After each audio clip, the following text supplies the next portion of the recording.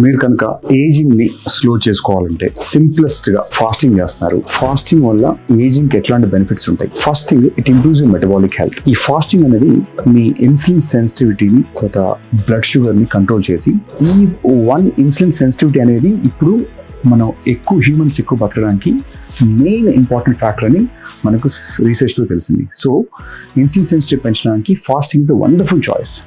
దీంతో మనకు diabetes, heart diseases, multiple metabolic diseases కూడా తగ్గిపోతాయి. దాంతోపాటు సెల్యులర్ రిపేర్ ఇంక్రీజ్ అవుతుంది. ఈ ఫాస్టింగ్లో body there is a process called autophagy. ఈ ఆటోఫాజీ ఏం చేస్తుంటే మన డ్యామేజ్ సెల్స్ని కొత్త సెల్స్ రిప్లేస్ చేసేస్తాయి తినేసేసి. ఈ ఆటోఫాజీ అంటే సెల్ఫ్ బాడీ ఓన్గా తినేసి బ్యాడ్ సెల్స్ని కొత్త సెల్స్ వస్తుంది. ఈ ప్రాసెస్ కూడా మనకు ఈ ఫాస్టింగ్లో చాలా ఎక్కువ అవుతుంది. దీంతో పాటు ఇన్ఫ్లమేషన్ అనేది చాలా కామన్ ప్రాబ్లం ఏజింగ్లో. సో క్రానిక్ ఇన్ఫ్లమేషన్ ఎంత తగ్గితే మనకు ఏజింగ్ అంత స్లో అవుతుంది. దానికి ఫాస్టింగ్ మించిన బెటర్ ట్రీట్మెంట్ ఇంతవరకు లేదు. అంటే మెడిసిన్స్ కాకుండా without medicines fasting is single most factor మనం ఇన్ఫ్లమేషన్ తగ్గించుకోవడానికి.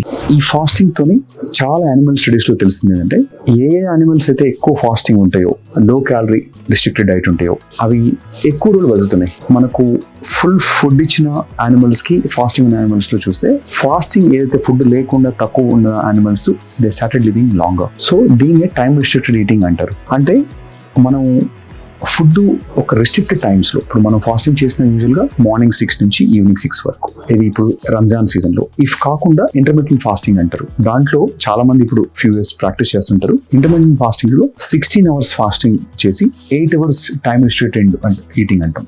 ఈ 8 hours-లోనే మనం ఫుడ్ తీసుకోవాలి.